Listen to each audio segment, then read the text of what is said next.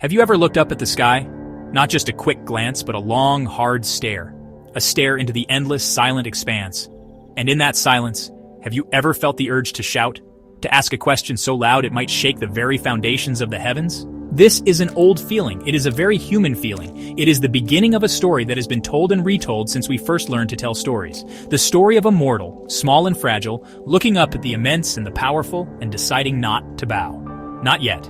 It is the story of defiance, of a challenge hurled into the void, hoping for an answer, or perhaps just for the satisfaction of having asked. This impulse is not born of arrogance alone. Sometimes it comes from a place of deep pain, a place of profound confusion. Why do the righteous suffer? Why do the wicked prosper? These are not new questions. They are as ancient as the dust on forgotten tombs. They are the questions that make a person clench their fists and grit their teeth. They are the questions that lead a man to stand on a windswept hill, rain lashing down, and demand an explanation from the forces that govern the world. It is the ultimate confrontation. It is the smallest of us seeking an audience with the greatest of them all. Not with a plea, but with a demand. Imagine the sheer, unadulterated nerve to challenge the architect of reality. To question the game master about the rules of the game, it's like a single ant standing up to a boot. It seems like madness. And yet we tell these stories with a strange kind of reverence. We are drawn to the characters who dare to do this. They are our champions of doubt. They carry our own unspoken questions on their shoulders. They walk into the storm for us. Their voices raw from shouting at the thunder.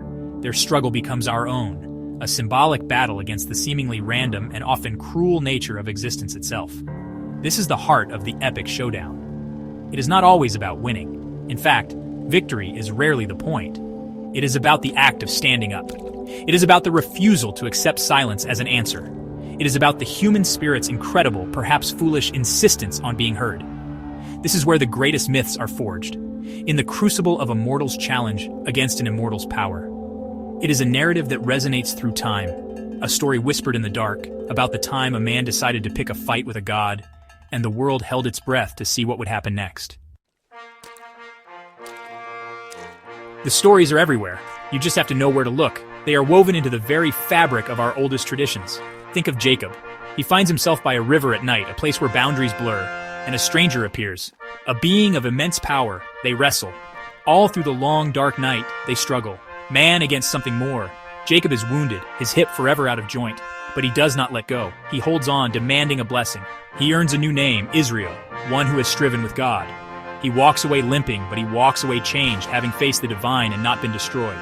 Then there is Prometheus, the titan from Greek myth. He saw humanity, shivering and ignorant in the dark. The gods high on Olympus kept fire for themselves. It was their secret, their power. Prometheus looked at the gods, and then he looked at humanity, and he made a choice. He stole the fire.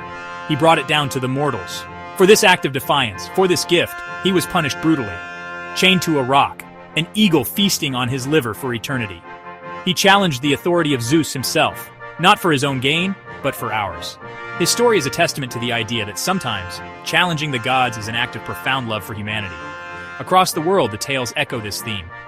In Japanese mythology, the storm god Susanoo no Mikoto is a chaotic and defiant figure. He challenges his sister, the sun goddess Amaterasu, plunging the world into darkness with his rage. His actions are disruptive, born of a wild and untamable spirit. He is eventually banished, but his story explores the necessary chaos that challenges divine order.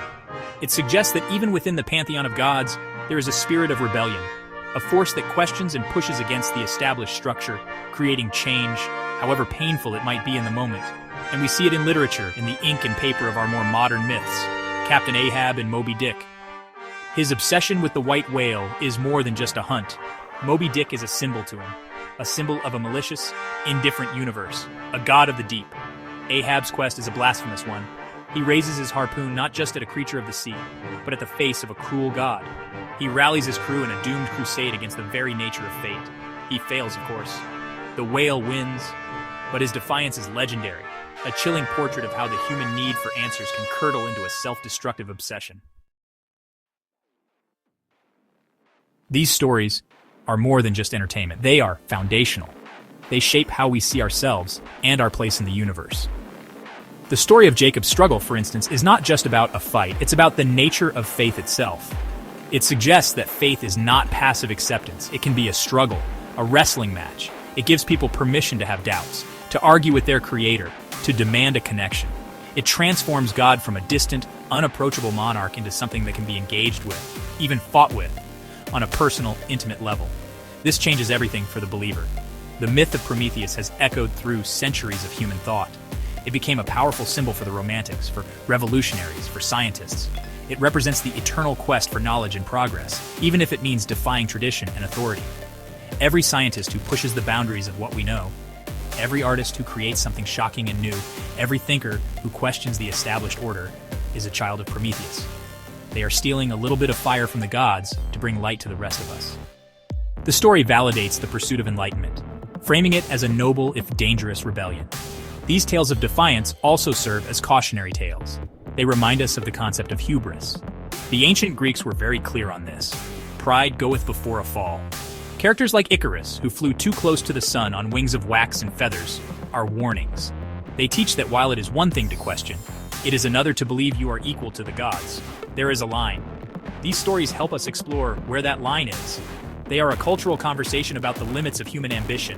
They remind us that for all our courage and ingenuity, we are still mortal, we are still fragile.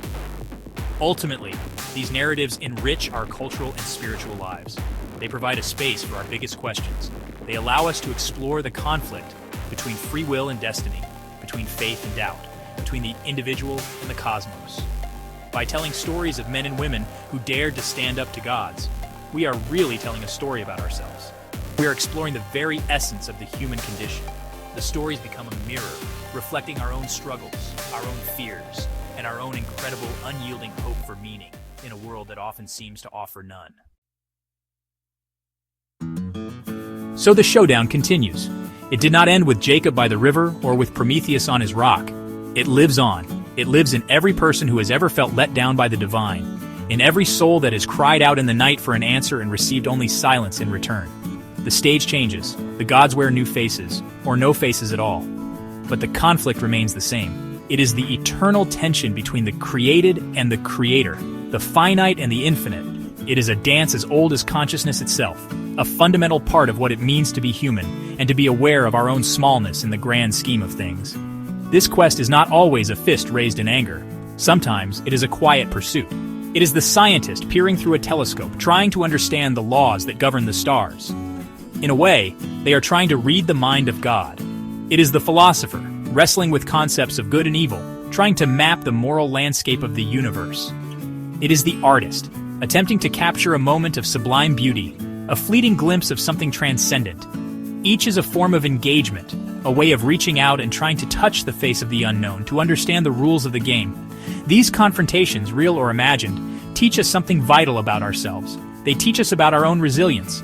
Even when we lose, which we often do in these stories, the act of defiance itself is a victory of sorts. It is a declaration that we matter, that our questions are important, that our pain deserves to be acknowledged. These stories give us a language for our deepest frustrations and our most profound hopes. They assure us that we are not the first to feel this way, and we will not be the last. We are part of a long, unbroken chain of questioners. In the end, perhaps the showdown is not meant to be won by either side. Perhaps the struggle itself is the point. Man's eternal quest to understand the divine is not about finding a final, simple answer. It is about the journey. It is about the wrestling, the questioning, the demanding, and the seeking. It is in this sacred conflict that we define ourselves. We limp away from the encounter like Jacob, forever changed, but with a new understanding. We are the creatures who look up at the sky, and instead of just accepting the silence, we have the audacity to ask why. And that in itself is a kind of magic.